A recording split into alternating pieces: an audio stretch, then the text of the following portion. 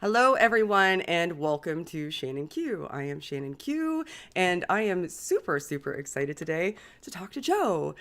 Some of you may not be familiar with Joe. Joe is kind of new coming up on the scene, and he has an amazing YouTube channel and is an author and a student and a burgeoning philosopher and somebody that I am super excited to talk to. So before we get into the subject matter, which is going to be defining gods, which I think is something that's not talked about enough and I'm very interested to explore with Joe, something that he focuses on in his studies. I'd like to give Joe an opportunity to introduce himself. So Joe, why don't you tell everybody who you are and where they can find you? Yeah, hey, I'm really excited to be on, so thank you so much for having me. I'm Joe Schmid, as you said. I'm a sophomore at Purdue University. I'm majoring in philosophy and minoring in biology. And yeah, as you said, my biggest passion is really just philosophy. And so to that end, I have a bunch of different avenues that I sort of explore and pursue with regard to that passion. And so one of them is the book, as you said. So I wrote a book and it's called The Majesty of Reason, a short guide to critical thinking and philosophy. And yeah, I just go through a bunch of different critical thinking tools, philosophical tools to make distinctions and arguments and, validity, soundness, all that really juicy stuff that, all the chicks are talking about these days. This one. Yes, yeah, exactly. It really gets the ladies, I'm telling you. So there's the book. That was super fun. And yeah, and then the second thing is, I guess, my website or blog. I occasionally post on there. Again, it's majestyofreason.wordpress.com or something. And that's kind of subsidiary to my YouTube channel now. And so, yeah, I do YouTube, or I think it's just called Majesty of Reason. Yeah, I just have a lot of philosophers on to talk about different topics within philosophy of religion, ethics, things like that. So I've had people like Dr. Josh Rasmussen, Dr. Rob Coons, Dr. R.T. Mullins, Dr. Dustin Crummett, and many others on my channel, both atheists and theists and agnostics and all sorts of people. And then finally, I also do like scholarly work, so in philosophy. So I have a forthcoming article in a peer-reviewed journal, International Journal for Philosophy of Religion. That's on one of Edward Feser's arguments for the existence of God. I provide some criticisms of it. And then, yeah, I'm working on a bunch of different other articles and co-authoring papers with different philosophers and so on. So there's this one last thing that I want to convey. You've got time. Go ahead. One last thing I want to convey is that people might be wondering where Majesty of Reason comes from. And it actually, that name, because, obviously my book and my website, my YouTube, it actually comes from a quote from the philosopher Baruch Spinoza. He's an early modern philosopher, and he said this beautiful quote, and it just captured me. I loved it. And it's something like, "What altar of refuge can a man find for himself when he commits treason against the majesty of reason?" And it was so powerful. It's just like, there's no place to go if you commit treason against the majesty of reason. It's like, that is the utmost standard, like a reason, if you're being either irrational or you're not pursuing truth. Yeah, unreasonable. You're not pursuing truth for truth's sake, and goodness and beauty and things like that. Then there's no refuge for you. You're throwing it away. So. And I strongly advise anybody who's interested in these philosophical topics to go and have a look at Joe's channel, because it's really honest discourse that's delving into these issues, which is rare to come across. Most people seem to kind of have an angle when they're attempting to prove a point instead of find out what the point is in these dialogues. And you really want to find out what the point is. And I gleaned that from you right away, which is one of the reasons that I invited you. And before we get into defining God, which I know is what everybody wants to hear us talk about, I wanted to talk about one of the reasons that I invited you is in your book, you had 22 different dialectic strategies, essentially, about how to have better conversations. And I went, this is my guy. This is my guy. Where's this guy been? This is my guy. You have a what? So if you like this channel, and you like this channel being my channel, because you like watching and engaging in better discussions and elevating the discourse and better dialogues, I really strongly urge you to go check out Joe's channel and maybe even look at Joe's book. And all of those links are down in the description below, because I think it's great. So now that I'm done telling you that you're amazing and why I invited you here, I want to start talking about defining gods. So I had a little preamble before I talked to you here, and I don't want to vomit it all out now, because I think that there's a lot there to explore. But one of the things that I mentioned to you, and I think that you agreed with me, is that most people, when they're engaging in these dialogues, they have this sort of like tacit assumption that both people engaging in a dialogue, or any group of people engaging in a dialogue, both have the same conceptualization of what a god is when they're countering each other, or engaging with each other. And people rarely go through the exercise of defining a god, so that they can figure out what it is they're talking about. And there's so many schools of theology, even within just something like Christianity or any monotheistic religion. You talk a lot about the differentiation between, is it classical theism and, I can't remember the name of the other one right now. It slipped my mind. The one that you... Neoclassical theism. I was going to say that's the one that you more so subscribe to. Okay. So, how do you define a god, Joe? That's a nice, easy question. Go ahead. How do you define it? Define God. Okay. Well, in the beginning, no. Okay. That's such a stupid joke. Anyway, it really depends. So I guess you can. It depends on your starting point. Okay. So someone might start with, okay, so what would a god be? It would be a being worthy of worship, something like that. Okay. Other people start, so that's a sort of conceptual starting point. You're starting like, what would we mean by God? What would sort of be this ultimate reality, maybe a perfect being? Like, what would it be like? And that's a sort of conceptual starting point. Another starting point is looking at the world, and you're just like, you're trying to reason about the world. Maybe you look and you think that, okay, maybe here are some indications that God exists. Maybe here are some indications that God doesn't exist. And you might think about, how do all the things of our experience bear on whether or not there is a God, and if there is, what his nature would be like? Right. So, thinkers within the theist tradition start on varying sides. So Anselm, for instance, would, probably start on the conceptual side. He'd say something like, God is a being than which none greater can be conceived. And so he'd sort of unpack what we can deduce from that concept. And he actually thought, of course, famously, that you could deduce God's existence from that concept. So that's a sort of concept-based approach. The world-based approach is taken by someone like Aquinas. And so Aquinas is going to look around and he's going to say, wow, we see things that are changing. We see things that are caused to exist. We see things that are limited and that are finite. What explains those? And so what he does is he says, okay, well, there needs to be some sort of explanation of change. There needs to be some explanation of causes and effects. And he argues that if you're sort of infinitely deferring explanation, well, then, you don't really have an explanation after all. So he gets to a sort of fundamental ground layer of reality. And so what he says, it's this unchanged changer and this unmoved mover and so on. And then from there, he proceeds to unpack what God would be like. So he's sort of starting with the world, and then he's deriving like maybe certain inferences that he can make about God. So with those two approaches in mind, now we can start asking, what are some of the approaches that different philosophers and theologians have come up with, right? And so one of them, as you mentioned earlier, was a sort of, and I guess I should specify to the audience, like, I'm not defending these arguments right now. Like I'm just giving brushstrokes about what people in the past have thought and how they've gone about answering these questions. So I'm clearly not defending Aquinas's arguments right now. You're okay. So the first conception that has arisen and has been really the predominant model of God within the Western philosophical tradition is what is called classical theism. Right. And so classical theism really conceives of God as this absolutely metaphysically ultimate being. Okay, it's all about God's ultimacy, his radical transcendence, his radical otherness from creation. Oh, can I stop you? What do you mean by radical transcendence? Yeah, good question.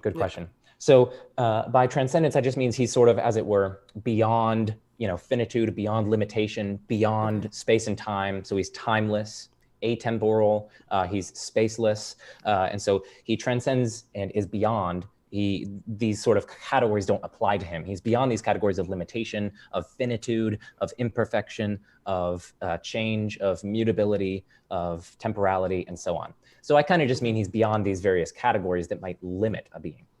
And so, so they really focus on God's ultimacy. And what this leads them to affirm, in addition to affirming that God is omniscient, omnipotent, so that's all-knowing, all-powerful, omnibenevolent, or essentially morally Good. perfect. Yeah. Yeah. In addition to all these sort of, I guess, core tenets that are shared across many different kinds of theism, which I'll get to later. Okay. So those are the kind of like the core.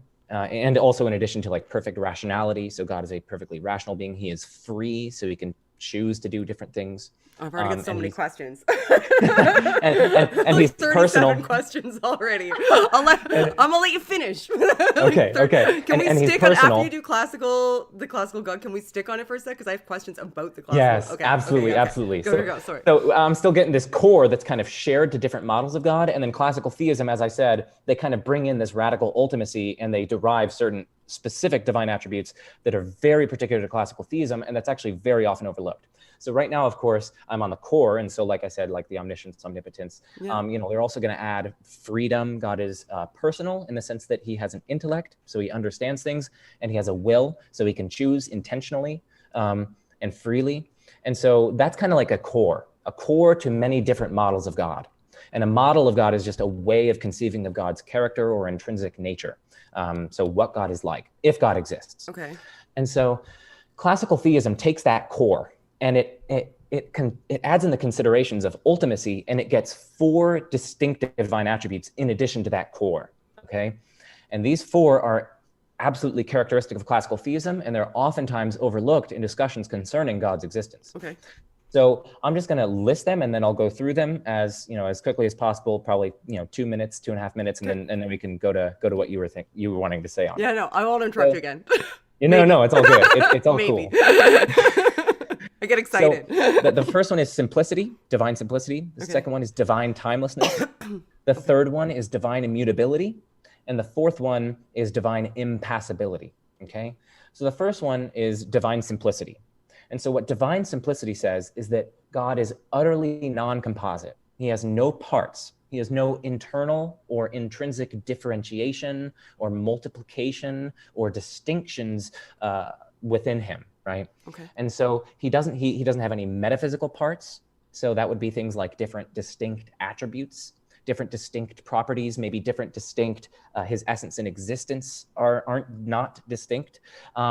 And so there aren't any sort of differentiations or distinctions within him. If you can name a real distinction between two things, maybe between, maybe the left side of him and the right side of him, well then, you name it, it's out. That's not part of simplicity. Simplicity explicitly conceives of God as devoid of physical, metaphysical, and logical parts. So what that means, it's quite a radical claim. Yeah, because that means he's nothing to me. Like that, the only thing I can conceive of that means nothing to me. So that's what some critics would say, right. And what they're going to say is, no, actually, that means that God is he's this fullness of being. He encompasses everything in such a radical way that he's identical to all of them. And so again, but then he would have components.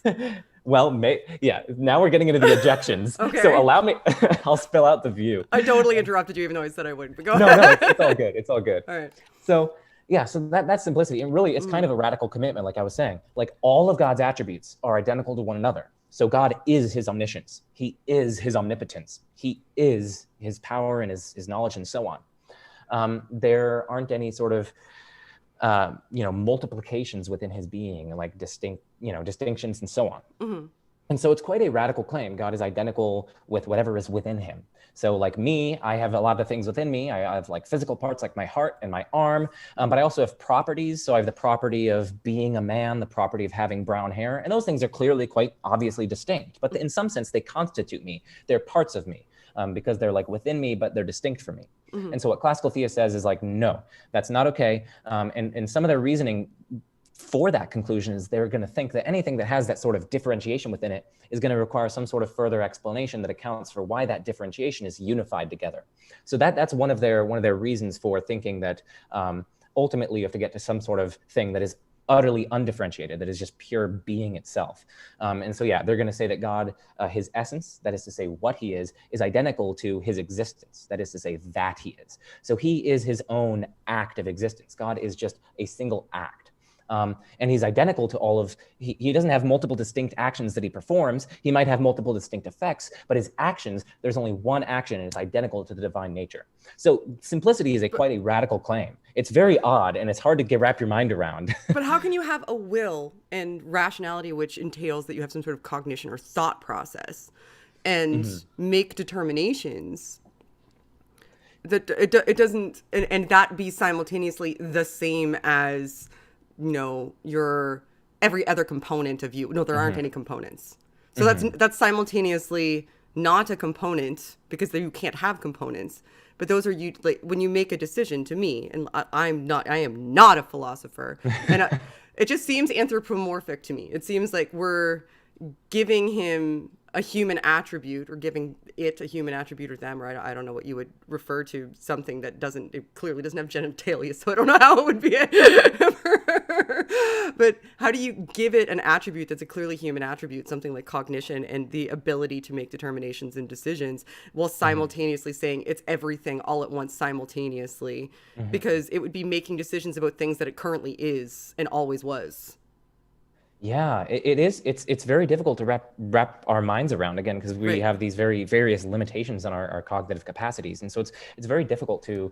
And this is actually predominant, like absolutely within the tradition. They're going to they say that when we conceive of God, oftentimes there is a sort of apophatic approach. So apophaticism is sort of just like negative claims about God. So we can say what God is not, but it's very difficult to say positively what God is in himself, because God is he's infinitely transcendent, right? He's this pure being.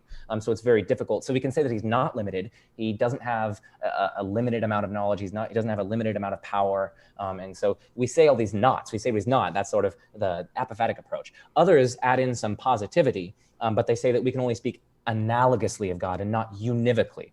So univocal predication is when we're predicating something of two things, and it's in the exact same sense in which we're predicating them. So I can say that my shirt is black and your shirt is black. That's a univocal predication. But when we say that I have an intellect and God has an intellect, that's not univocal, because we don't have it in the same sense. I have it in a kind of limited sense that involves immutability and becoming and occasional irrationality, though I hope not.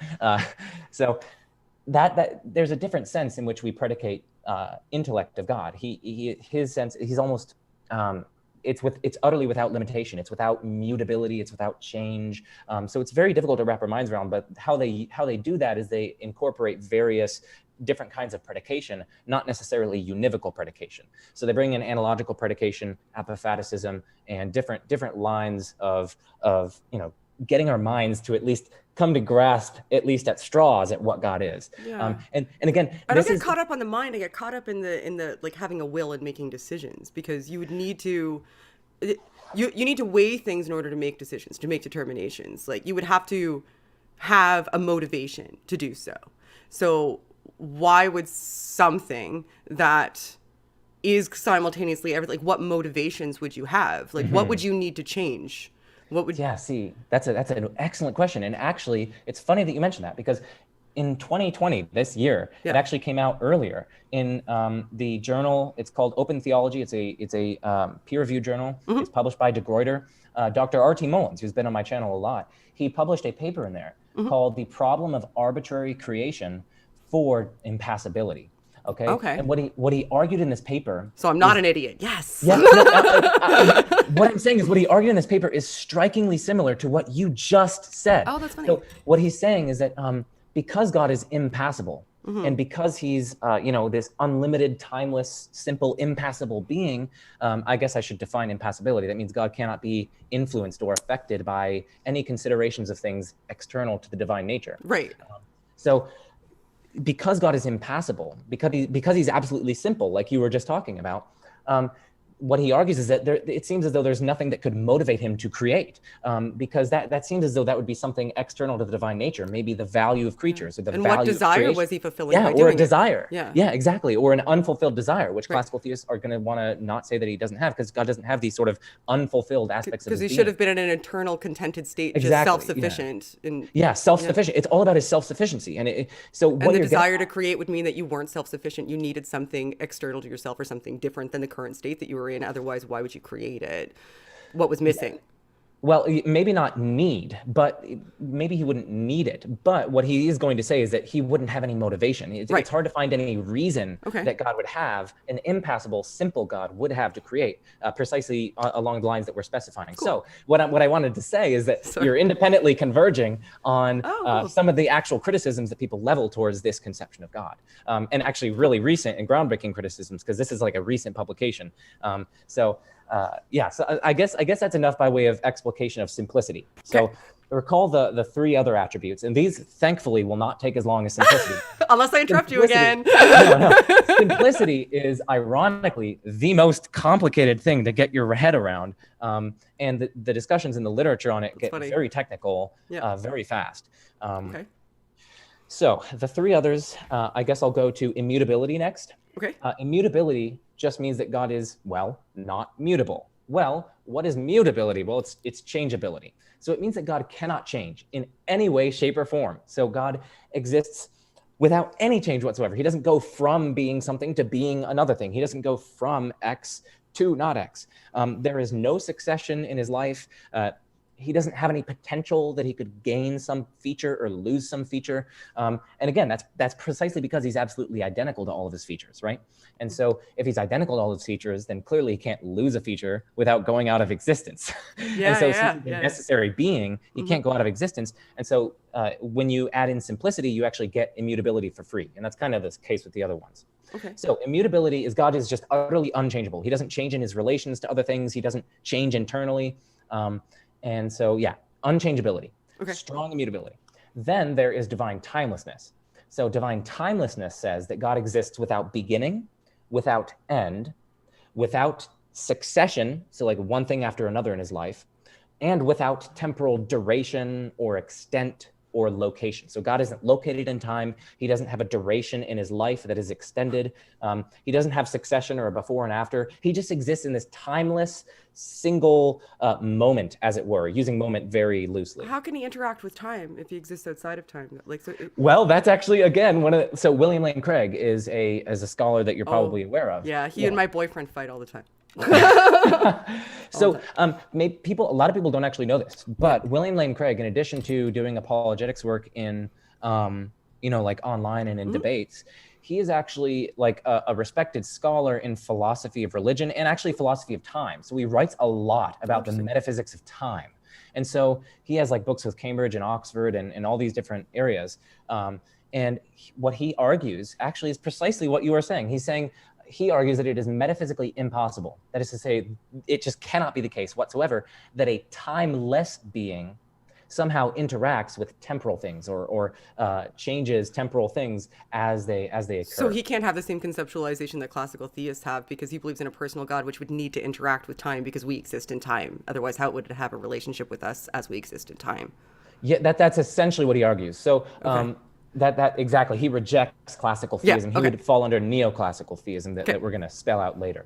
And so the timelessness. So now people might be wondering, well, hold on a second, Joe. When Craig talks about the deductions that he makes from his Kalam cosmological argument, he says that God is spaceless, timeless, transcendent creator. Oh, what about that, Joe? It's like, yes, I know. His view is actually an interesting hybrid view. It's kind of in the minority. What he says is that God is timeless without creation, or timeless sans creation, and temporal with creation. And again, it's precisely because he would have to interact with creatures and gain in relationships with them. It's precisely because of that he would be temporal with creation. And so that there's a little minor nuance there, but he does affirm a temporal God. And so just for all you geeks who are peeing your pants right now that I didn't say that, now you can go and wipe up, and now you can come back and you can join the adult table now. So that's timelessness, okay? God has no succession in his life. And that what you leveled is actually one of the predominant criticisms. It's like a timeless God seems locked in this immutable, timeless present, and it's difficult to see how he can interact with us changing, and how he can change in his relationship with us, and how he can go from not forgiving us to forgiving us, and how he can go from not being incarnate to being incarnate as creator. Not even just that, because you would have to just set. I suppose he could just set creation forth, and then it happens. But if he's intricately involved with every aspect of creation, wouldn't you need to interact with time in order to create the thing you're creating that is subject to the passing of time? Yeah. So what classical theists would say is that, well, no, you don't need to be temporal in order to cause temporal things. Okay, so he just flicked the domino. Well, he actively sustains it, but he sustains it in this timeless present, and the effect is temporal, but God is timeless. They're going to say, I mean, it's difficult to see. Again, now we're getting into problems for classical theism. I ruin conversation. That was my no, it's all good, because you're bringing up really good points. Okay. And so, yeah, I mean, that's one of the main objections. And what classical theists are just going to say is like, no, you don't need to be temporal to interact with temporal things. It's very difficult to see how that could be the case. And I actually think that it's a good objection against classical theism once you work it out in more detail and more precision and rigor. Right. So that's timelessness. And then I guess there's one more, impassability. And so again, impassability just means that God cannot be causally affected or influenced. God cannot be moved by or influenced by any considerations of things external to the divine nature. So what classical theists will say is that God is goodness. God is goodness itself, and hence he's fully self-sufficient and motivated solely by the good, which is himself. And so it's difficult, again, to see how or why he would create. Where would sin factor in there too? Like why does sin make him so mad he needs to punish people if he's not affected? That you might be bringing that actually from my recent conversation with Ryan. He actually argued that because I watched that yesterday. He actually argued that an impassible God cannot have wrath, cannot be angered at sin, because that's precisely what impassibility denies. Right. So yeah, I'm glad you're catching on. You're not catching on, but you're like anticipating all these problems. Well, I didn't mean to say like you're not catching on. I meant to say that I didn't mean to say that. I'm not offended.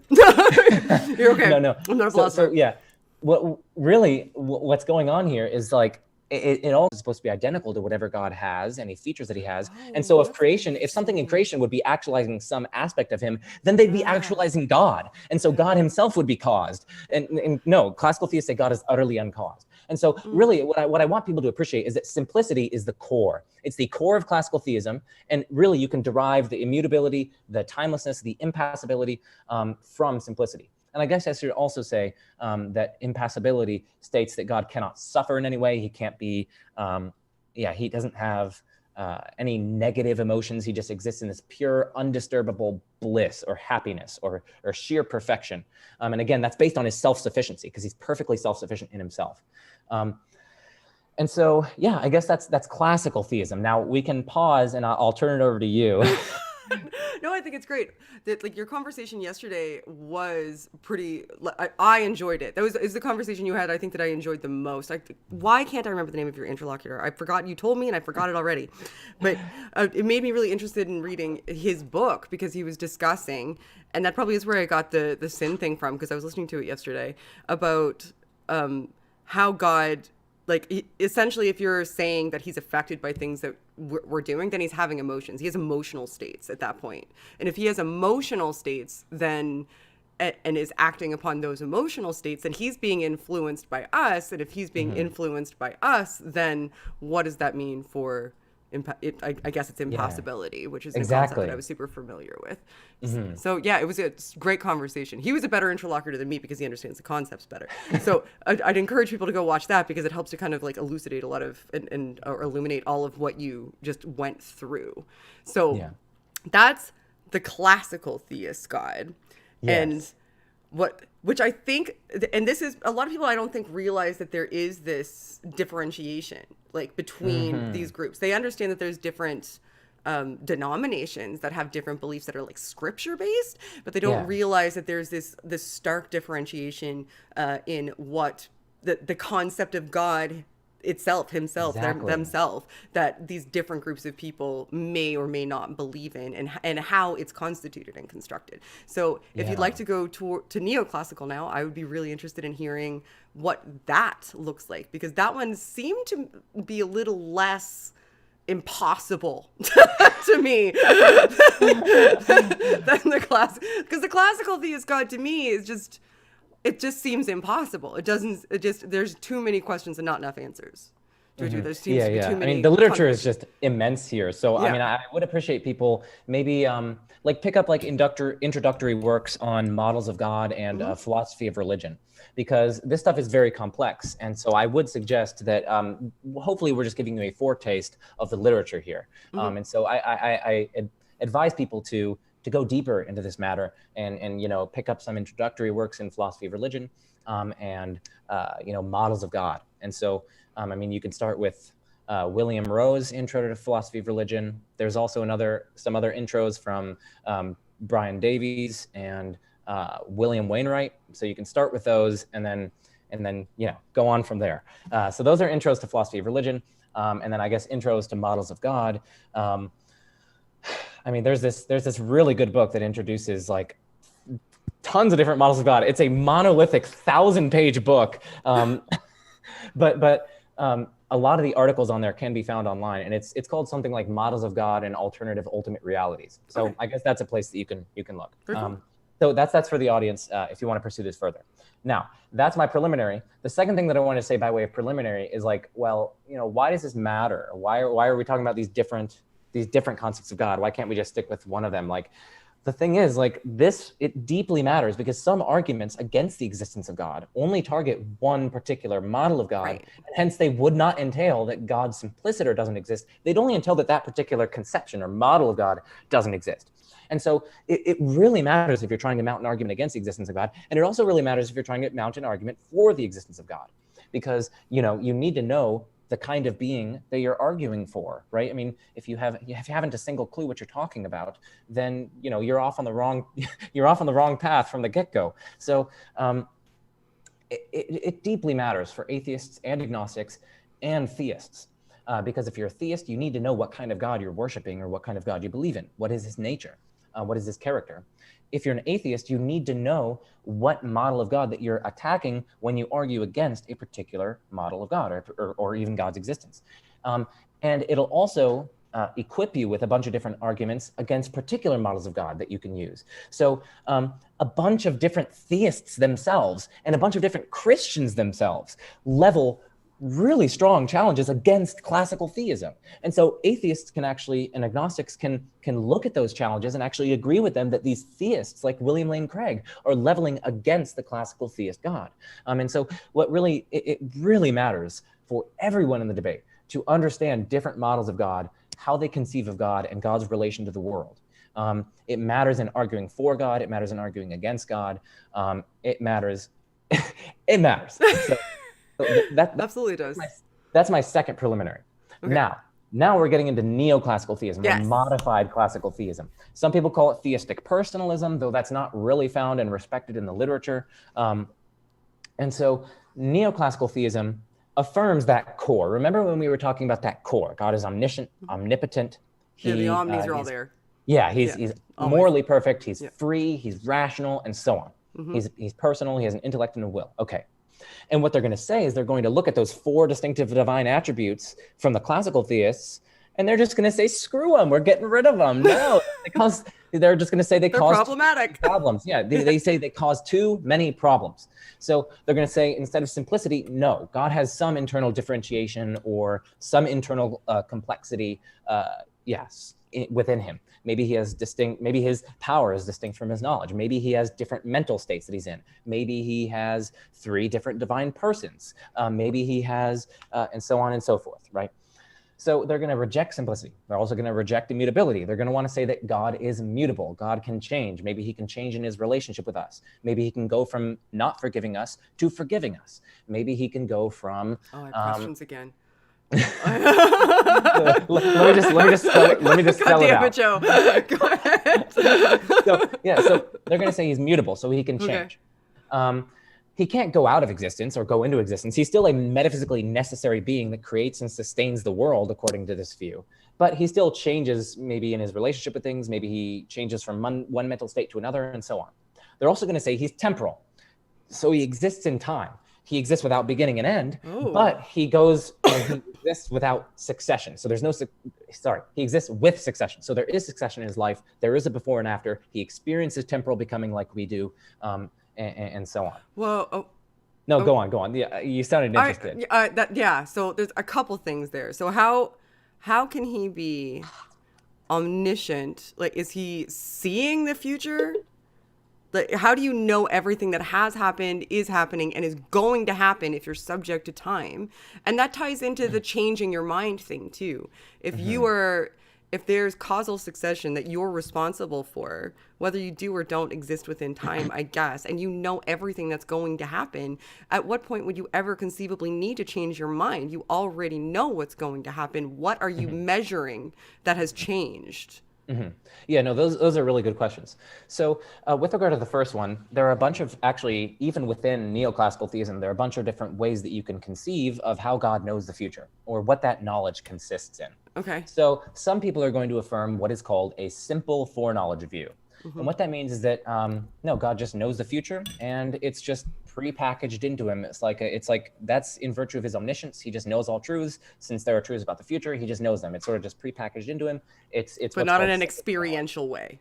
Yeah, he doesn't like experience it or anything. That's why it's called a simple foreknowledge view. They don't really build in these elaborate theses. God just kind of directly knows it. He just kind of knows it. And but is the future subject to change then if he hasn't experienced it yet? What do you mean by that? Like, so if he knows the future as God, but hasn't experienced it yet, hasn't existed in the future, is the future subject to change? Like, can the future that he's currently perceiving change? Like, is it possible that something could happen? He could change his mind even. Like, we'll take the humans out of it. He changes his mind. Does the future change and his perception of the future change? And what he sees as the future change as a result of that? Because if he can change his mind, if he is if he can say, you know what, I'm not going to forgive you, just kidding, I am going to forgive you, that changes that has a knock-on effect, right? That's going to change future scenarios. So if him changing his mind changes future scenarios, his projection of what he sees as the future logically would have to change along with it. Or he was always going to change his mind, in which case, why even change his mind? Like, I'm probably not articulating that well. But... No, that makes sense. And I think this brings in a really good distinction between different truths about the future. Okay. And so it's a little difficult to wrap our minds around. Okay. But there are different senses in which there are truths about the future. Okay. So there's what's called an a-theoretic sense, and there's what's called a b-theoretic sense. Okay. And for those of you interested in philosophy of time, this goes down to like the A theory of time and B theory of time. Now, the A-theoretic sense, A-theoretic, the A-theoretic sense of the future, of future truths, takes truths about the future as tensed statements. So tenses are, of course, like it was the case, it is the case, it will be the case, or it has been the case, or that will have been the case. It's all these tenses like will, was, and is, okay? And so these facts, these truths about tenses, like it will be the case tomorrow that the sun rises, that, or I guess I should say, it will be the case that tomorrow I eat a sandwich for lunch, or I will eat a sandwich for lunch. That can change in its truth value, because it's a tensed statement. So right now it is true. Like, let's say I will, in fact, eat a sandwich for lunch tomorrow. And so when we get to tomorrow and I eat it, okay, everything is good. But consider that same statement tomorrow. So let's pretend right now that we're tomorrow, and we consider this statement again. This statement again says that tomorrow, now this is actually referring to 2 days from right now in reality, but we're pretending that we are in tomorrow. So in our little pretend scenario, we're going to say, tomorrow I will eat a sandwich for lunch. That could actually be false, because maybe I'm just going to eat eggs. I don't know. Maybe I'm going to eat a shoe. Maybe I'm going to starve myself. I don't know. So really, when we say these statements that are tensed, it's this a-theoretic sense, these tense statements can change in their truth value. They can become true. They can go from being true to false. They can go from being false to true, and so on. So, and it uses these tensed operators, like it will be the case, it was the case, it is the case. By contrast, there are B-theoretic statements, and these are tenseless statements. So these never say it will be the case, or it was the case, or it is the case. They are tenseless in the sense that they just have this tenseless is, okay? So, you know, it's a sense in which you can say Reagan is, well, I don't know what number he is, the president of the United States. We could say George Washington is the first president of the United States. We can say that in a tenseless sense, because like right now, George Washington doesn't exist. But in some sense, we can use this tenseless operator in a B-theoretic sense, and we can say tenselessly that George Washington is the first president of the United States. And really, what we mean by that is in the ordering of events, right? There's this ordering of events earlier than and later than, and Washington is located somewhere in this ordering, and it's tenselessly true that he is located here. And sorry, I'm explaining this horribly, but it's very, very complicated. I explain it in my book. But there's this ordering, and he is tenselessly the first president of the United States there. So really, the operators that B-theoretic tenses use, or not tenses, B-theoretic language uses is earlier than and later than, okay? And so they're gonna say it is always tenselessly the case that, for instance, the First World War is earlier than the Second World War, right? Mm-hmm. That never changes. That is always the case, right? And so that's the sort of B-theoretic sense. But in an A-theoretic sense, they don't use earlier than and later than.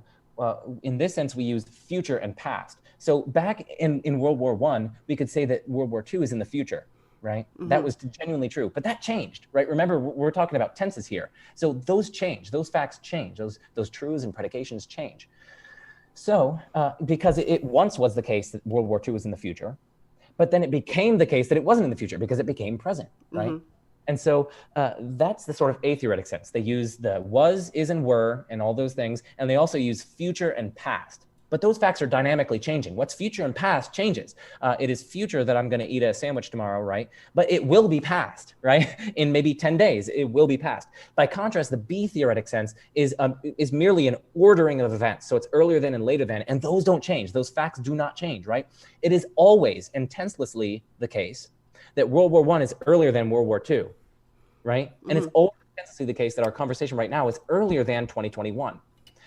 But it's not always the case that 2021 is in the future, right? Because that 2021 will at some point be in the past. So it's a distinction really between the ordering of events in terms of earlier than and later than. And when you use that, you use the tenseless predication, like is earlier than, is later than. You never say like was, well, anyway, I'm getting ahead of myself. So with this distinction in mind, the B-theoretic sense, remember, is a kind of ordering relations. It's earlier than and later than. Those facts don't change, and it uses a tenseless is versus the A-theoretic sense, which is dynamic. It uses past, present, future. It uses was, is, will be, and it dynamically changes over time. With that distinction in mind, right, God's foreknowledge, now we're bringing this back to God, right? So God's foreknowledge of the future, what he's going to know is he's going to know those tenseless truths about the future. So he's going to know that in 2022, such and such will happen, or such and such is not is happening, but in 2022, the contents of 2022 are blank, blank, blank, blank, blank, right? In 2023, the contents are blank, blank, blank, blank, blank, and so on. So he knows the ordering and you know, all the later than, and he knows the sort of tenseless. It's almost as though you had the you know, the movies, they have like the reels that are like, or whatever, the I don't know what they're called, but it's like all the timeline is just like laid out there. Yeah.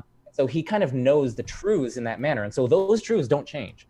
But when he's going through reality, he knows the atheoretic truths, and those are the ones that are changing. So he knows that it is now 8:57 p.m., or he knows that I'm now talking to you, and so on. And so his mind might change in that sense, but with respect to the other truths, those don't change. So it's never going to change for him that, you know, God is the first president. God is the first president of the United States. No, Washington is the first Some people president. think that. So Some people think that. But yeah, so I don't know how that pertains to what, like, I'm legitimately trying to follow, and this could be just because I'm dumb, but I just don't know how it pertains to my question about him making decisions. Yeah, I'm bringing it back Yeah, there. oh, I'm okay. almost there. Okay, I'm okay. almost there, right? So when God's making the decisions, he's using the sort of B theoretic ordering, right? Because those facts don't change. And so it's not as though he could at some point be like, oh crap, I need to do something different because I didn't know that this would happen. Because he has this unchanging, unaltered knowledge of these B theoretic facts, because those don't change. Like, because they're tenseless and because we're just talking about the ordering of events, those facts don't change. And so God's not going to change his mind with respect to those. But as he progresses in this atheoretic sense, right, as he goes through these events genuinely, he experiences them as temporal becoming, even though he knew sort of beforehand what the contents would be. It's just he kind of progresses through them in that kind of A-theoretic sense. And in the B-theoretic sense, there are no surprises, right? Because he knows all the contents of all the times, and he knows what's going to happen. So he's not going to change his mind in the sense of, well, I was going to forgive you, but like I'm not really feeling like it today, so I'm going to change my mind, and I'm actually not going to forgive you. What I meant by change his mind, he kind of goes through successive mental states. It doesn't mean that he intended to do X, but then he is not going to intend to do X. But does he know? So does he know what his future mental states are going to be? Yes. Well, again, it'll depend if you're an open theist, they say God doesn't know anything about the future. Or if you're a neoclassical theist, they say that God knows things about the future. And again, it goes back to that B theoretic and A theoretic sense. So God knows all the contents of all the timelines, or of all the time, right? Yeah. Because he has that access to that B theoretic tenseless sense of all the times and what are their contents. And so he's not going to change his mind because he knows that. He's not going to change his mind in the sense of, well, I had originally intended to do A, but I'm not really feeling it. Maybe, he's not going to do that. He's going to change in the sense of he's going to successively occupy different mental states that he knew he was going to occupy, and he foreknew that he was going to occupy, again, because he had that kind of tenseless knowledge, and he successively goes through it in the eighth. Okay. I need to stop for a second so I can follow this. So he knows every mental state he's going to have, right? Yes. So yes. He absolutely 100% knows, like, from the beginning of time to the end of time, or for him, and then he'll shoot out of time and go back into being timeless, I'm sure, once time ends. So from the beginning of time to the end of time, he knows every mental state that he's going to have, every interaction that's going to take place, what his decision is going to be during all of those interactions. That just seems super deterministic to me. Like, so that means that everything that is ever going to happen is predetermined, because his mental states are predetermined, which means that God's future decisions are predetermined. So what does that mean for us in free will? Because if God's future decisions are predetermined, can we make a choice that deviates from a future mental state of God? That seems like something that would be impossible. I'm just smiling because I'm loving the questions that you're bringing up. They're all so good. Again, now we're opening up this literature that is just absolutely vast. Okay. I'm glad I'm making you happy, because I'm just trying to follow. So okay. You did characterize the view right. So God, sort of, in this tenseless sense, God knows all the contents of the times, and hence he does know that, for instance, in 2022, he will be thinking this, and so on. Right. So God sort of has that kind of... Which means we will be doing this, and that's the reason he's thinking this. Yes. So now we're getting into which way does the explanation go? Does the explanation go from our action to God's knowledge, or does it go from God's knowledge to our action? What theological determinists are going to say is that it's going to go from God's knowledge to our action. In some sense, we can't do otherwise because God determines us. Right. But a lot of theists don't like theological determinism, and so they're going to say, no, the explanation goes the other way around. God actually has that knowledge because we perform those actions. Now, what's really weird is because if God is in time, and if we're talking about the future, future doesn't really exist. So how can our actions in the future be that which explains God's current knowledge about those actions? Right? Oh yeah, that's right. Those actions don't exist. That's knowledge about people that don't even exist yet. Things that don't even exist yet. Yes, exactly. And so it's hard to see how that explanation could go from them to God's present knowledge. Like how could they have any explanatory power if they don't even exist? Because we would have to make the decisions that lead to those people existing in order for God to know that they exist and be influenced by the things that they do as part of their existence. Yeah, so this is a really tricky puzzle because it's all about that order of explanation. Remember, does the explanation go from our actions to God's knowing our actions, or does it go the other way around? And a bunch of theists want to say that it goes from our actions to God's knowing it, right? That's how they preserve our freedom, because we do what we do, and God knows what we do because we do what we do, right? Right. But it's difficult to see how that could be the case if God is like, in time, and he knows this future and so on. And so somehow these future actions, which don't exist, are explaining God's present knowledge of those future actions. Like, it seems as though in order to explain something, it would already have to exist, right? Like, I mean, if I'm trying to explain why this cup got knocked over, I'm not gonna cite non-existent things, right? That's not gonna be an explanation. If I cite fairies, that's not an explanation because they don't exist. They don't have any power to influence anything. And so really, if X is explaining Y, it seems as though X has to exist. And so what that means is that if the future doesn't exist, right? And so it's hard to see how any actions in the future could be explaining God's present knowledge of the future. Now, this actually gets into lots of troubles about how does God know the future. So, there are troubles for that simple foreknowledge. Some people think that God has this kind of middle knowledge where, that's it all gets super complex. Maybe God kind of comes up with a providential plan before creation, and somehow we are free, even though God came up with that plan. It's all very weird. And I want people to understand. I want people to understand that there's a lot of nuance here, and a bunch of different philosophical theologians and philosophers of religion conceive of God's foreknowledge in ways that they try to get around this very problem. So I'm glad that you brought that problem up, because it is one of the central problems for God's foreknowledge. It's like, how does that relate to our free will? I mean, is there an explanatory ordering there? And it's super difficult, but I hope that gives the audience at least a taste of all the complexities involved. I see red in the chat, which usually means people are attacking me. I will answer your questions later, I promise. I think we're exciting people. We'll take questions at the end. We're getting there. I promise we'll take questions. I promise. Okay, so I took you completely off the rails for defining the neoclassical God. So I'm sorry. I do that sometimes. It's my show. I do what I want. So sorry. Continue. No. I'm going to interrupt you again. Just know no, that's good. We went through its denial of simplicity, right? Mm-hmm. Again, it affirms that core, and then it denies these four, the core and then the four. Okay. It denies simplicity. We already went through that. We went through immutability and timelessness right now, immutability, which they deny, and they say God is mutable. And we also went through temporality, and that's what we were getting into, all this stuff about foreknowledge of the future, because if God is temporal, how does he know the future, and how does that relate to our free actions? So that was temporality. And now finally, passability. So they're going to say that God is not impassible. Remember, for the audience, the classical theists said that God is impassible. God cannot suffer. He cannot be causally influenced. He only experiences this perfect blessedness and happiness. He's perfectly self-sufficient. He's not influenced by anything out there, anything external to him, that is to say. So what neoclassical theists are going to say is that God can be influenced by things. He can suffer. He can empathize with us. He can experience negative emotions. He can be moved or influenced in certain ways. And so, I mean, that's really all there is to say. I mean, there are a lot of different problems. To what extent can God feel emotions? Can he feel sadistic emotions? Right. Can he feel lust? Can he, what, how far does this empathy go? Emotions dampen reasoning to a pretty high degree. So if you're perfectly reasonable, if you are capable of absolutely perfect reason, but you're also subject to emotional states, I don't know how you would compartmentalize the two, because the only reason that you're going to grant him emotional states is so that you can, I guess, have a relationship, or him be harmed by things that you do and want things for you and love you. And if he wants things for you and loves you, that by definition would influence his decision-making process when it pertains to you. And if it doesn't, then does he really love you? And what's the definition of love in that scenario?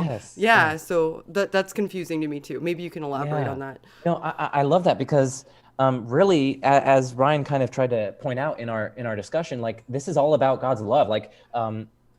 Passibilists accuse impassibilists of denying God's love. Right. They're going to say, hey, you impassibilists, you say God can't experience empathy with us. They say, you guys say that God can't suffer along with us. Then how does he love us? That's what they're going to say. Yeah. He can't be influenced by us. And then the impassibilists are going to say hey, you guys are like, you've got this teddy bear god who's like feeling all these emotions. He's crying at a Justin Bieber concert. He's like, how on earth is that guy? How on earth is that God going to love us? I mean, he's not going to be rational. He's going to have all these emotions, and he's just going to be like this angsty teen. He's going to be like this princess, teen girl who's crying at like, okay. So the debates are all about God's love. They want to preserve God's love. And so it's really what you're getting at here. Yeah. It's nice that you're really pinpointing lots of the central issues in debates concerning models of God. And so what passibilists are going to say in response, and what Ryan Mullins articulates in his book, is that God's emotions are perfectly rational. So some emotions are appropriate, right? If someone punches me in the face, I'm going to be getting pissed, right? I mean, I bleeped myself out for for the audience, but I'm going to be so mad if someone punches me in the face, and that's appropriate, right? That is the rational response to them. It is rational to be angry at an injustice. In fact, if someone weren't angry at that, we would think that something is wrong with them. Like what? Like, are you not grasping the full moral depth of the situation? Do you not recognize that's wrong? Like we'd think that something is wrong with them if they're not recognizing and they're not being angry at these injustices. See, I feel like that's a conflation of reasonable and rational. Oh, you can expand. Go on. Okay, so if somebody punches you in the face, it's a reasonable response. It's an expected response to be angry, to be upset, to be emotional, to be sad. Like all of those are reasonable emotions to feel if that's something that happens to you. That doesn't necessarily mean that they're rational emotions, because those emotions can happen in degrees. Emotions don't happen in a vacuum. So someone can punch you in the face. You can be mad enough to shoot them in the head as a result. You would have to say that all degrees of emotion are rational there, because what you're encompassing such a breadth of emotion. Mm-hmm. And also, if somebody punches you in the face because you did something to deserve it, is it rational for you to be mad then? You probably still would be mad, but maybe that is justice, and it's rational for you if you're looking at it from a perspective of justice, that you might think you deserved that punch in the face because you punched them first, for example. Yeah, no, that's a really good point. So what they're going to say is that God also experiences emotions. So God's emotions are in a framework of perfect rationality. So they are always appropriate, but they're also in an appropriate proportion. So they're proportionality. Okay. So they're perfectly proportioned to the harm incurred, or maybe the joy that is being experienced. And so God is going to proportion his emotions to the situation perfectly, precisely because he's omniscient. He knows all the facts of the matter. He knows all of the moral truths of the matter. And so he's going to proportion his anger perfectly to the extent that it deserves the anger. So God is always going to be giving just deserts and just rewards and so on. And his anger and his joy, they're going to be not only appropriately felt in the appropriate circumstances. Okay. So when the Holocaust is going on, he's going to be kind of pissed, and so that's one aspect of it. But he also isn't going to be so overwhelmingly pissed that he destroys the planet, because that would kind of be an overreaction. He also has the kind of proportionality to them, so it's properly proportioned to the degree of evil doing or the degree of good doing, whatever the word is. How does one determine that? I don't. So that all seems confusing to me, because how do you determine what the exact perfect amount of emotion is? And he's so smart. He's omniscient. He's so intelligent. That's how he does it. That he can just control his emotion. It's because if you have that degree of emotional control, that your emotions only exist in exact proportion to what is rational given any situation, then emotions don't even necessarily need to exist anymore, because you're just doing what's rational. So why inject the emotions?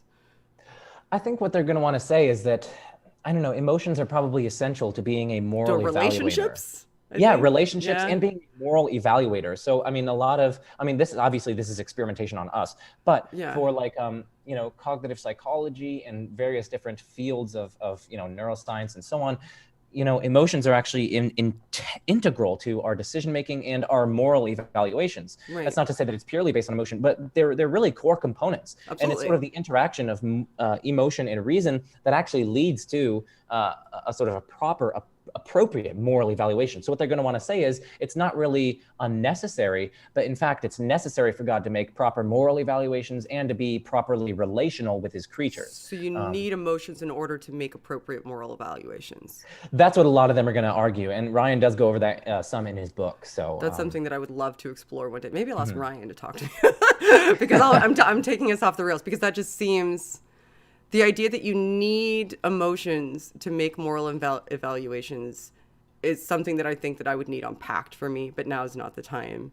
But yeah, and it I would depends like on to what we explore mean that. by moral evaluations, Right. and yeah. So Yeah. Okay. I'll keep going. Keep defining the God. that was impassability. So Okay. that kind of gets to the four of them. So that's a neoclassical theism. Okay.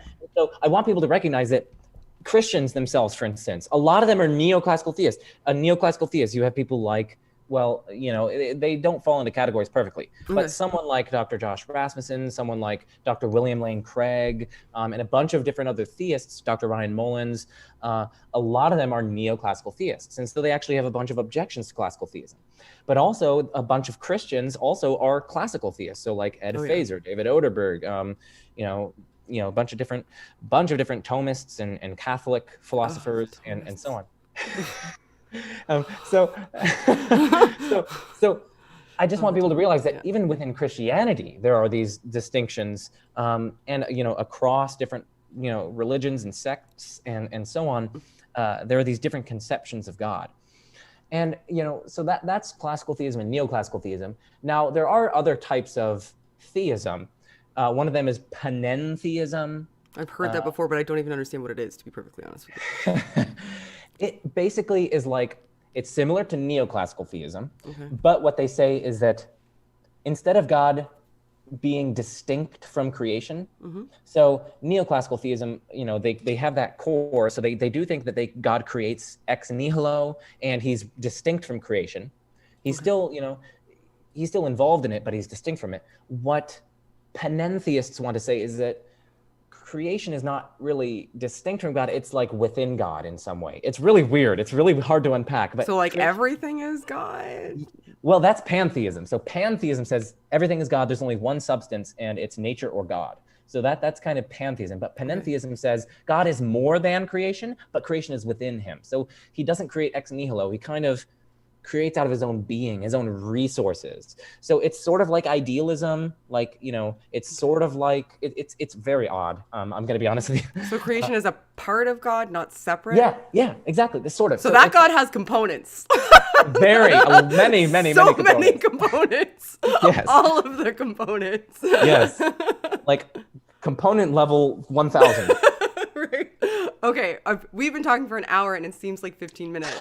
So I'm going to start taking some questions. I saw lots of people tagging me. Guys, either send a super chat, I'll promise I'll read it, or tag me if you can't send a super chat so that I will see it.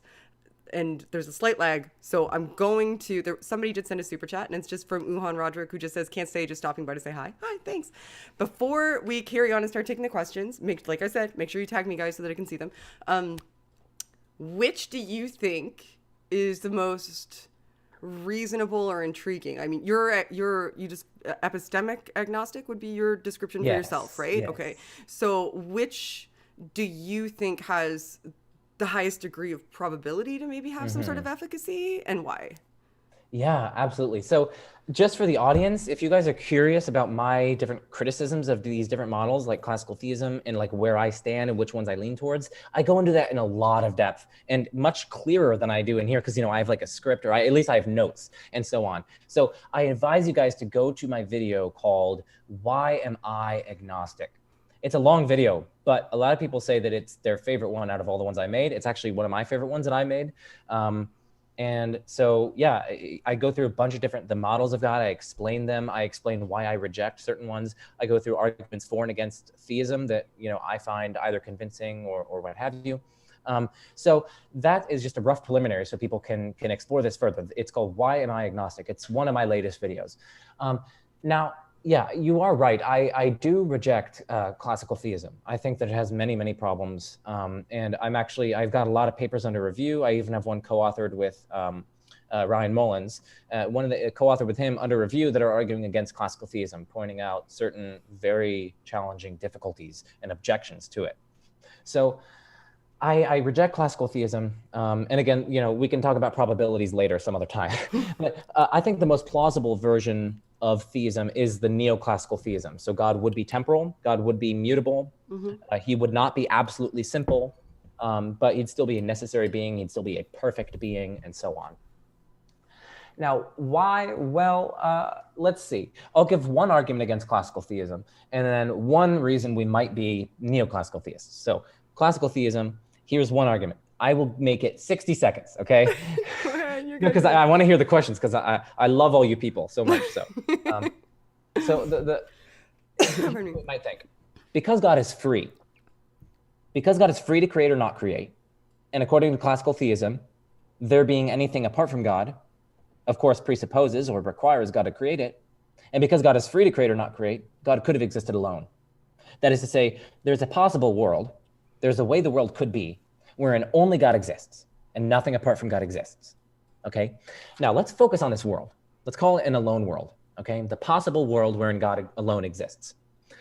Now, in this world, because only God exists, anything in existence is necessary, right? Because God is necessary and God's the only thing in existence. So anything in existence is necessary, right?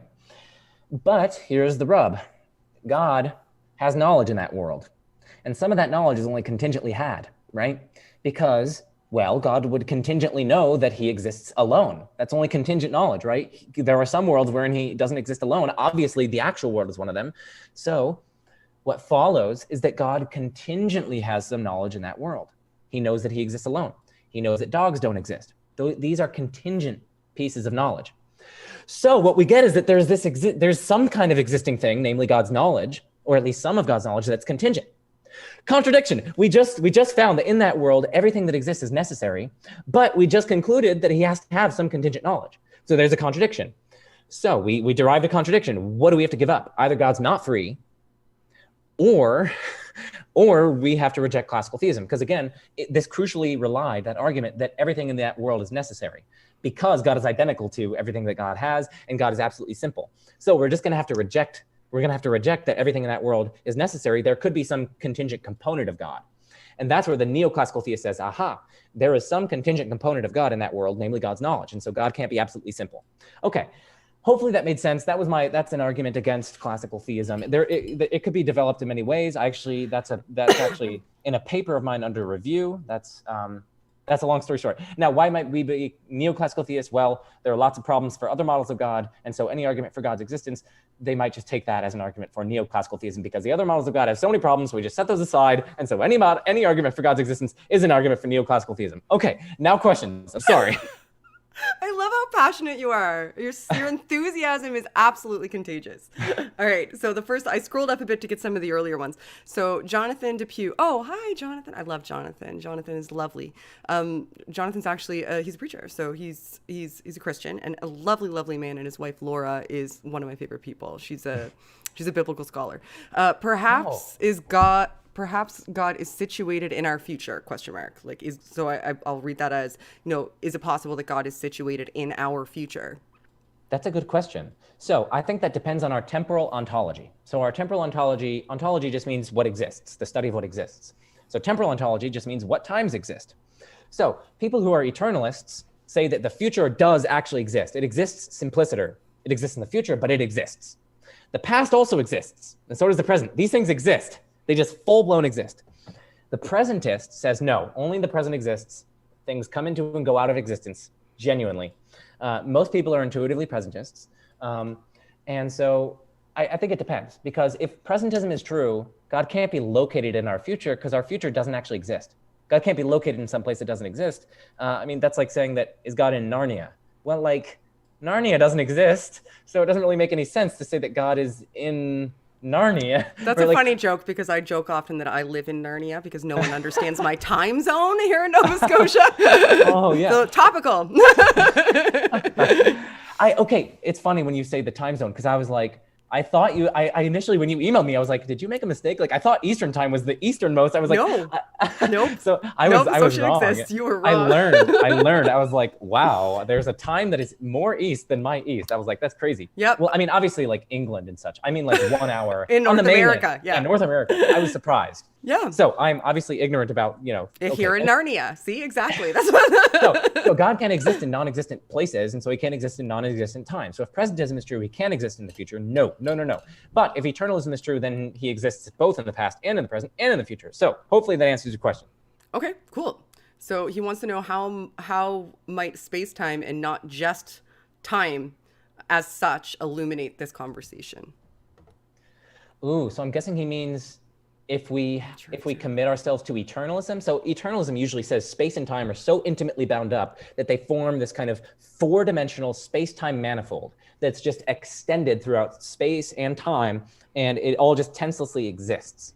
And so they are actually what's called B theorists. Because remember, I was talking about my B theoretic language of that tenseless, earlier than, later than. What the eternalists say is like, no, everything is tenseless. It's just this sort of tenseless 4D manifold, four-dimensional manifold of space-time. They don't think that there is an objective present, an objective past, and an objective future. So they reject A theory and they're B theorists. So that's where that kind of comes in as well. But I guess I just should say that it's really interesting when you combine space-time in that four-dimensional sense to our conversation, because if God is in time, well, then that means that God has temporal parts, temporal slices of his life, right? Because God would be extended through time.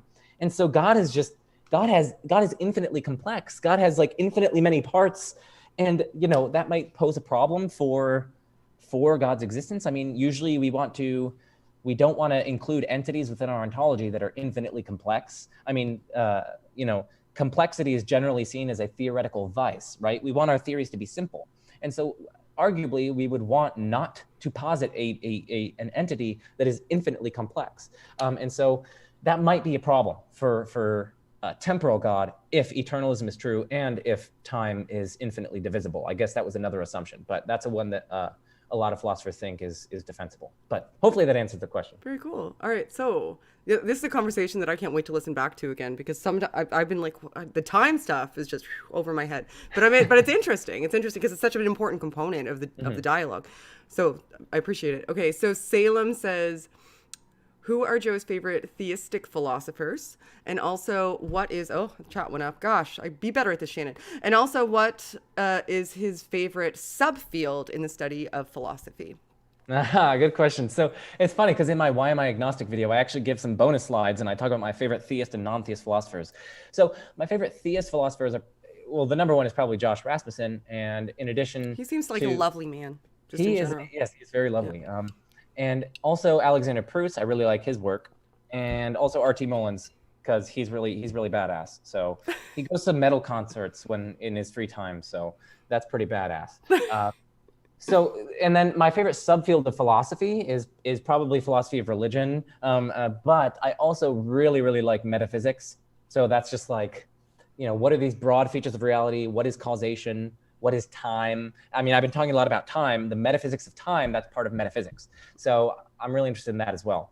Very cool. All right. So last question, because I'm going to end up keeping you over time, because it's so interesting. I was really enjoying it. The last question, and you can feel free to not answer because I don't think that it's going to be an easy question to answer or defer people back to your agnostic video, was, do you think no God exists? I don't know whether or not God exists. So yeah, that's my answer. Yeah. I think that there are plausible considerations on either side. And that's not to say that, you know, I'm just this like unable to choose, like, oh, I don't know what to do. Like, no, I've considered the question in quite some detail. And I do think that from my own position, or from my own view, from what I've researched, it seems as though the evidence roughly counterbalances between theism and atheism. So what that means is that I'm an agnostic. Yeah. So, I mean, if you want to ask, you know, one or two more questions, I'm down, because that was a short one. But if you don't want to, that's fine. I defer to the video on that. Oh, there's another one. There's several. So, did he consider theological non-cognitivism? That's a good question. So non-cognitivism usually is a view according to which claims in a certain domain are not meaningful, or they don't have a determinate truth value. And so I guess I just have to see the arguments for it. I guess I'm not quite convinced, because it seems quite clearly meaningful when I talk about, well, there's this being, he caused the world to exist. You know, these seem to be meaningful. He sustains the world. Okay, that seems meaningful. He has all knowledge. That seems meaningful. He's all powerful. That seems meaningful. I mean, I know what power is, and you know, he's a person. That seems meaningful. I know what that is. And so, yeah, I mean, I guess I don't quite see the force of non-cognitivism, because it seems to me that it's obviously meaningful. But yeah. Okay. Cool. Last one. What are his views on metaethics, and is he a moral realist? That's a wonderful question. I also got that in the Craig Craig's video? Yeah, Craig's video. Reed, yeah. Yeah, so metaethics, for people who don't know, that's a field that studies what is the nature of morality, what is the nature of moral truths, are there any moral truths? If so, what are they like? Are they objective? Are they subjective? Or what have you? So, yes, with respect to moral realism, with respect to metaethics, I am something like a moral realist, yes. If you ask me, did Hitler do anything wrong? I'm going to say, yes, absolutely. And if you think Hitler didn't do anything wrong, well, then maybe you should screw off. No, no, that's fair. Screw off. Yeah, screw off. Or if you think that racism isn't actually wrong, just screw off. Yeah. So I do think that moral realism is deeply, deeply plausible. And yeah, if someone's trying to advocate a view according to which what Hitler did wasn't really wrong, I'm just going to give them a blank stare. I'm going to be like, what are you talking about? It's almost like what's called a Moreian fact. That comes from G.E. Moore. It's like commonsensical, it's obvious, it seems self-evident. And I take that at face value. And so I would need a strong defeater or a strong argument against moral realism in order to abandon that seemingly self-evident claim. And I don't think that there are any sufficiently strong arguments that would, make me abandon that self-evidence. The self-evidence that torturing Jews is bad, that seems self-evident to me.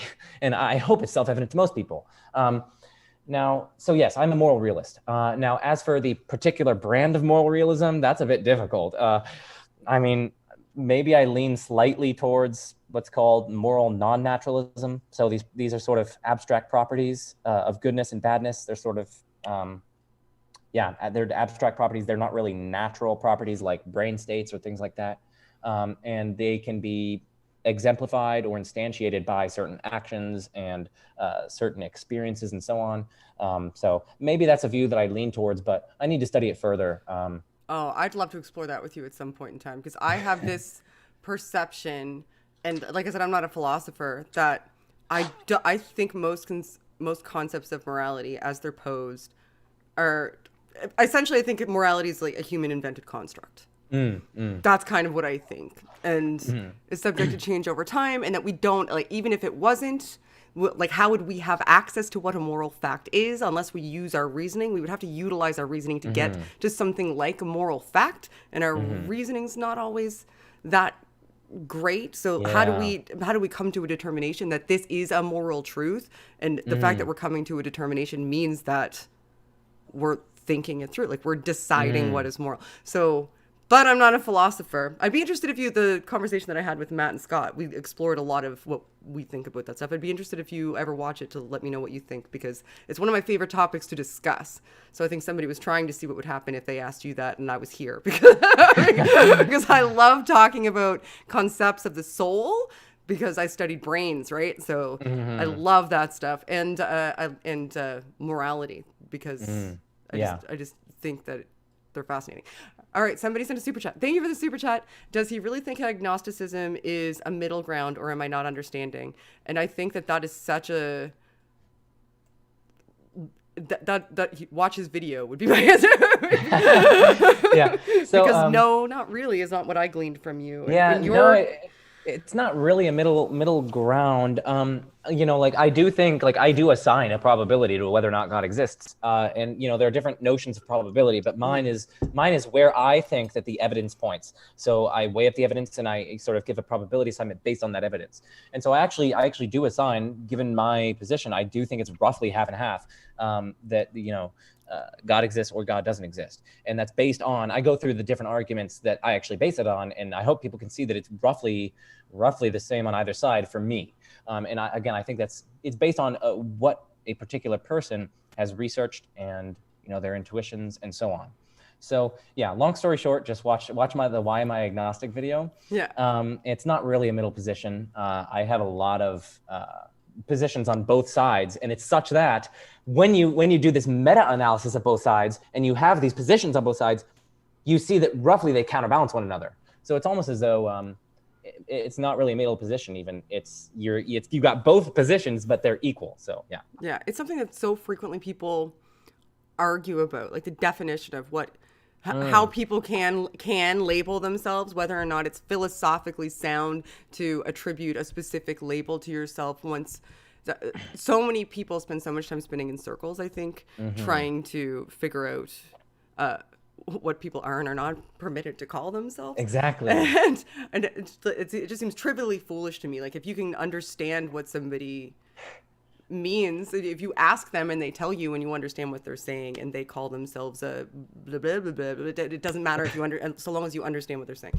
But if you're using it in an academic setting, obviously you're going to need to be a little bit more succinct and specific regarding what you're referring to, because you're building a case around it as opposed to just colloquially engaging in real life. And I think there's a distinct difference, and people try to bring them into the realms with each other and then argue about it, kind of like the definitions of God. Exactly. No, and one last thing. I mean, it's really nice that you bring that up, because I don't know, it's like a perfect summation of also, like different conversational tactics. I mean, it sounds like you're pointing to how it's almost like one of the conversational tactics that you need to avoid is sort of nitpicking on what their particular way of labeling themselves is, right? Like, no, let's get to the sort of the issues. First of all, love them and love truth. Those need to be your two guides to conversation. Love them and love truth, right?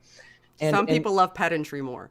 Exactly. And once you get those loves fixed, you're not going to be focused on them using a word in a particular way that they attribute to themselves or whatever. I guess that's a good way to end. That it's like love people and love truth. And so I'm glad that you ended like that. Wonderful. All right. Well, thank you so much for coming. Tell everybody who may have tuned in late who you are and where they can find you before we leave, Joe.